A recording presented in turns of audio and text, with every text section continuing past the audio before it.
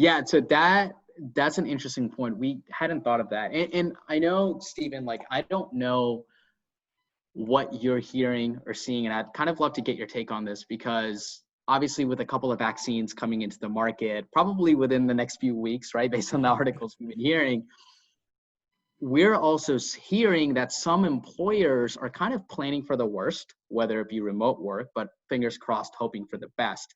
And it kind of seems that they'll hire students who can and will work on site if that's safe, but remote if necessary. And I feel like that's going to eliminate a lot of students who aren't able to, work on site, perhaps due to health concerns, like myself having gotten it, or the need to work remotely just because they're taking some sort of leave to take care of a grandparent who's moved out of a nursing home to stay with somebody that had COVID. So curious, like what are you hearing and seeing in your side of the woods there? Yeah, everything. It's all over the map. It in some ways it reminds me, Rishav, of kind of what we were all going through in like late February, early March, where nobody really knew what the right answer was, but almost everybody was trying to do the right thing. We're all trying to peek around corners, use a crystal ball, and of course, all you can do is the best that you can. All you can do is the best with the information you have at that time, right? So 6 months from now, 12 years from now, we're going to look back, and I hope we don't judge people making what proved to be wrong decisions based on incomplete information. If you just use the information that you have as best as you can, what else can you hope for? But, I'm talking to a lot of employers, mostly large, not too many small. It's just kind of who our customers are. There are definitely employers that you have to be on site. And so even those ones this past summer, those interns, either they canceled the internship program or the interns still showed up and hopefully were masked and being as safe as they could. Then there's that other whole group that I think we're really talking about are the office workers, the accounting interns, the people who are working in a marketing department or whatever. And fortunately, most of those internships went on last summer, but adapted, a remote.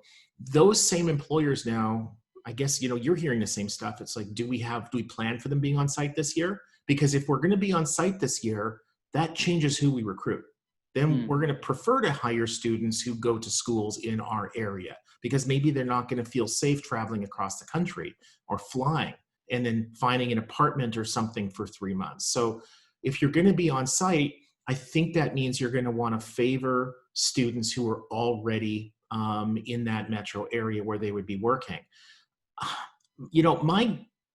What I'm hearing mostly though are employers that seem to be saying we're going to do both. And what I mean by that is we're going to sort of, what's the expression? Hope for the best, plan for the worst, hope for the best. Hope for the best. Yeah. Right. and it's like, so we're going to plan as if people are going to be on site, but we're expecting that realistically they're going to be remote. I mean, you're probably hearing the same stuff.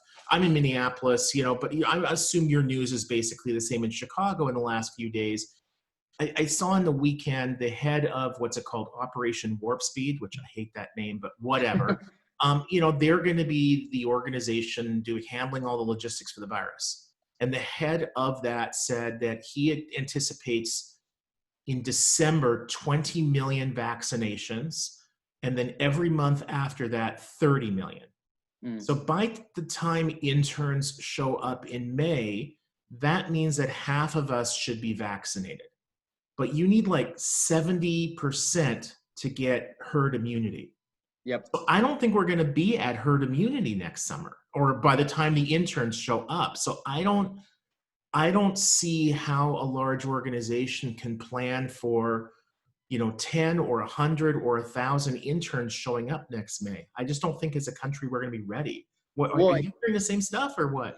Yeah, because and this is kind of the gripe I have sometimes where in order to not have it feel like deja vu, I'll tell the university program managers, like, compared to February and March, you can kind of understand and put contingency plans, right? Like if this happens, let's do this. If this happens, let's do this. Right. Because the folks that are making those decisions are at a higher level in the C-suite. They're trying to figure out, okay, not interns, who are my essential employees and how are we going to bring them back? Right? And I don't think they've got bigger fish to fry. they've got Yeah, that's a good exactly. point. Yeah. And so the engaging discussions I have, it's like, okay, first, instead of just sort of hoping and sitting, and when I ask the question like, hey, what are your plans for summer 2021? It's like, oh, I'm just waiting on directions from my boss. I'm like, how is that going to change from February and March? Because everyone is operating with limited data. Yeah. So instead, those executives are probably looking at the hierarchy. Interns are probably at the bottom, mid-bottom, depending on your business. So I'll tell those same program managers, okay, why not get a pulse check on the total amount of candidates you have already who have just accepted your offers, right? Yeah. Just so you can communicate with them like, hey, ask them the first question, like, if this was remote, would you still be willing and able to participate in our internship program? If this was on site, would you still be willing and able to participate on our program? Package that up and then send it to the VP of Talent Acquisition or the CHRO so they can determine, okay, this is how our future pipeline is thinking about our company. I just think a lot of people, just like you said, like every month, every week now, Operation Warp Speed, Operation this, vaccines, like the news and the data, everything that we're getting is changing. A lot. A Right. It's lot. not even like little tiny bits around the edges. It's like what's true this week was just not true 2 weeks ago. I mean, I think it was what 2 weeks ago that Pfizer said, hey, we have a vaccine. Right. Yep. Until then, it was just kind of like politicians were saying it's coming. Trust us.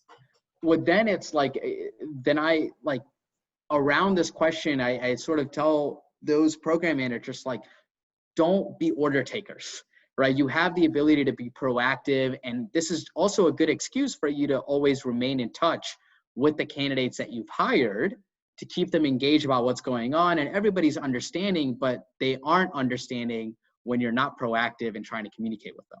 So I would say build those plans. I just right now, what I'm hearing though, was your original question, is people just don't know. Like it's such a state by state thing.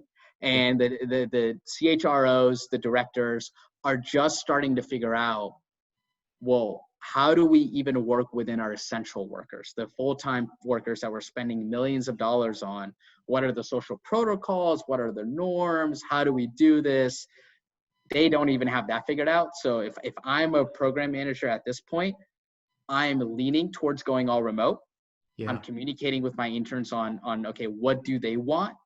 Yeah. But if I'm having on-site, then I'm trying to build an internship program that creates procedures and manuals for, okay, if you are an intern and if you're on-site, what's the protocol that the business has when you have one-on-one networking conversations, right?